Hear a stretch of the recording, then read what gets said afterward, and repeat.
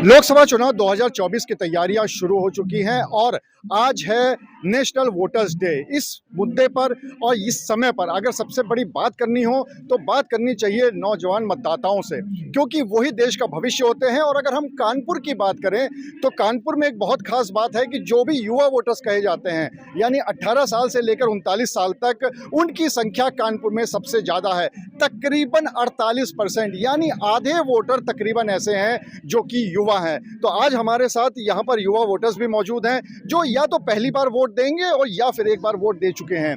तो इनके दिमाग में कौन से मुद्दे हैं, किन मुद्दों पर आज का युवा वोट देना चाहता है, उसी पे आज हम लोग बात करेंगे।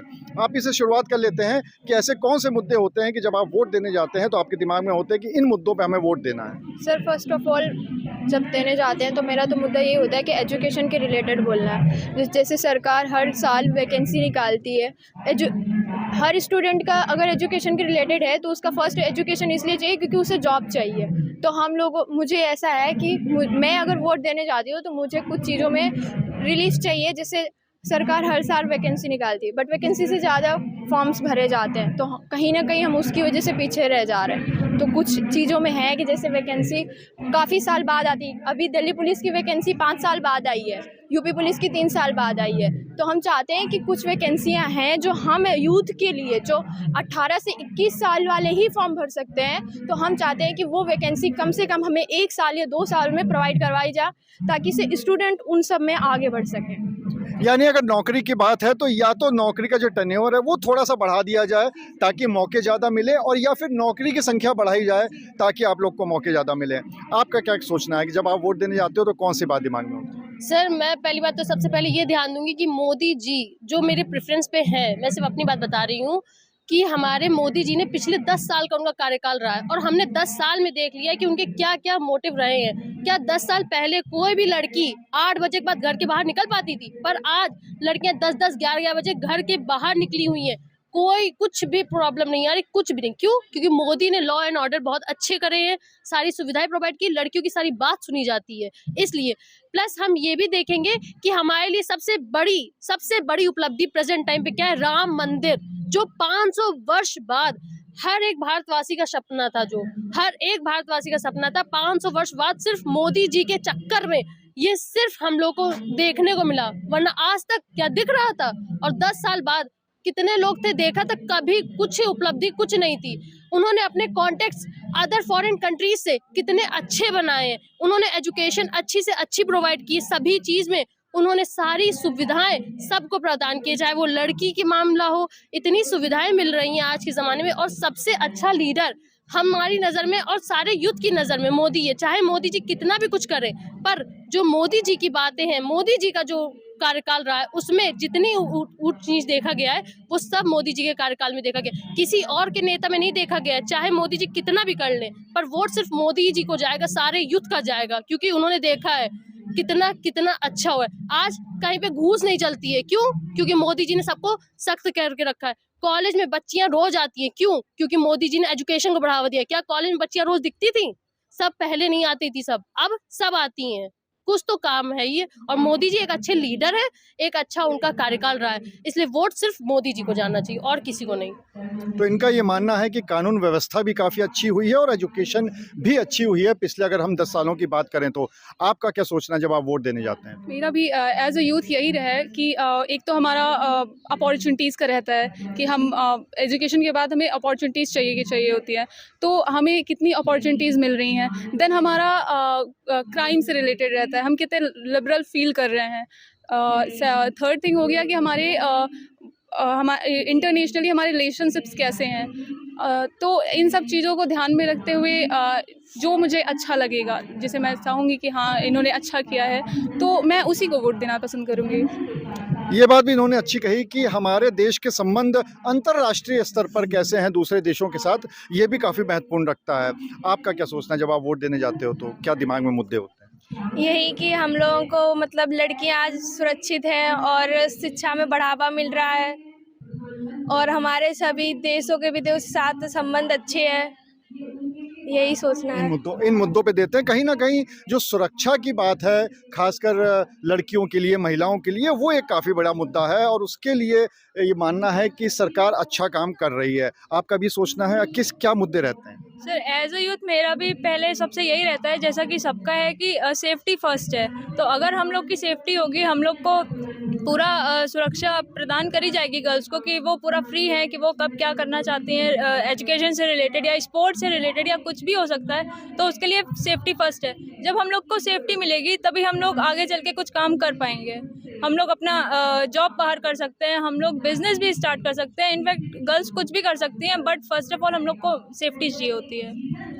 सेफ्टी एक बहुत बड़ा मुद्दा होता है यूथ के लिए और खासकर लड़कियों के लिए जब वो वोट देने जाते हैं। तो आपको क्या लगता है कि कौन से ऐसे मुद्दे हैं जब आप वोट देने जाएंगे? हमारे अकॉर्डिंग अभी जो वुमेन एम्पावरमेंट जो मतलब गवर्नमेंट कर रही है, जैसे कई सारे प्रोग्राम चल रहे हैं, महिलाएं हाथ हो गया, तो ये सब जो प्रोग्राम चाह रहे हैं मतलब वुमेन एम्पावरमेंट के लिए, तो ये काफ़ी बेटर लगा। मतलब कि वुमेन जो होते हैं रियल आर्किटेक्ट्स होते हैं सोसाइटी के लिए, तो ये काफ़ी सही लगा। तो I would like to vote कि मैं इस बेसिस पे वोट दूँ कि वुमेन एम्पावरमेंट के मतलब वो सब कैसा चल रहा है और एजुकेशन पॉलिसीज़ कैसी चल रही हैं, और बाकी जो अभी न्यू एजुकेशन पॉलिसी आई है उस बेसिस पे, बाकी यही सब। Thank you sir. महिला सशक्तिकरण की जहाँ तक बात है, उसके लिए भी एक मुद्दा होता है, वो भी एक मुद्दा होता है जिस पे यूथ वोट देना चाहता है। आपको क्या लगता है कौन से मुद्दे? देखिए, आज के समय में बहुत से मुद्दे हैं, चाहे महिला सुरक्षा से लेकर हो या इंटरनेशनल रिलेशन से हो। तो मैं तो जब जाती हूँ ना वोट देने, तो मुझे लगता है कि जो हमारे देश को आगे ले जाएगा, मेरा वोट पहली प्रेफरेंस तो वही होगी। और जैसा कि हम जान रहे हैं, 10 साल से देख रहे हैं कि मोदी सरकार ने कहाँ से कहाँ तक लाके खड़ा कर दिया। आजकल इंटरनेशनल रिलेशन चाहे हमारे अमेरिका से हो, चाहे रशिया से हो, चाहे इजराइल से हो, इतने अच्छे हो गए हैं। और मतलब कि अब एक इंडियन होने पे ना प्राउड फील होता है कि हमारे देश का एक ऐसा नेता है जिसने मतलब इंडियन को हर जगह पे, हर स्तर पे, हर लेवल पे एक प्राउड फील हो रहा है। बड़ी बड़ी जगहों पे CEO इंडियन अपॉइंट हो रहा है। तो मेरा तो भाई वोट मैं मोदी जी को ही पहली प्रेफरेंस है। मेरा वोट तो मोदी जी को ही जाएगा।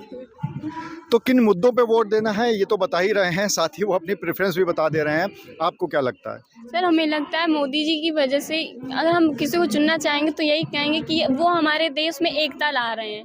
कहीं पे कोई अगर लड़ाई झगड़ा ये सब हो रहा है तो वो क्या कर रहे हैं, उन चीज़ों को रोक रहे हैं, और मेरे लिए सही है। इनके लिए सही है। आपसे पूछना चाहेंगे कि आप जब वोट देने जाएंगे तो कौन सा दिमाग में आपके मुद्दे रहेंगे? मेरे तो सर बस यही दिमाग में रहता है कि जब से मोदी जी की गवर्नमेंट आई है तब से राजनीतिक, आर्थिक और सामाजिक, राष्ट्रीय और अंतर्राष्ट्रीय सभी प्रकार के जो विकास हुए हैं उनको अगर हम देखें तो वो शायद अतुलनीय हैं। अदर जो हमारी जो संस्थाएं हैं जो जिनको हम वोट देते हैं वो हमारे समझ से कि मोदी जी के मुकाबले तो कोई है नहीं।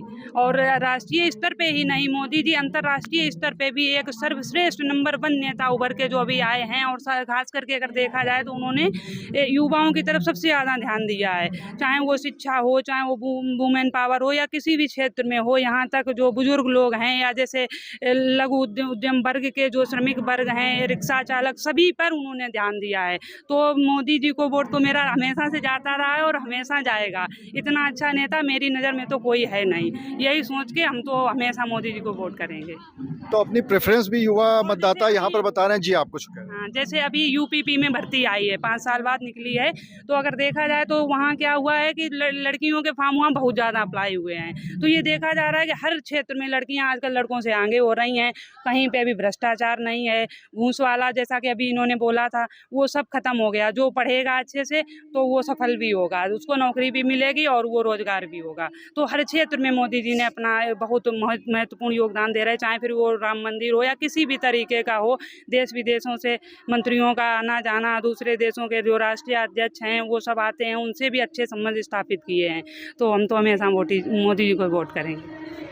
हम लोग और भी बात कर लेते हैं युवाओं से। कुछ तो ऐसे मुद्दे भी होंगे जो आप लोग चाहते होंगे सरकार से कि अभी भी कमियां हैं, तो ऐसे भी कुछ मुद्दे हैं, ऐसा लगता है?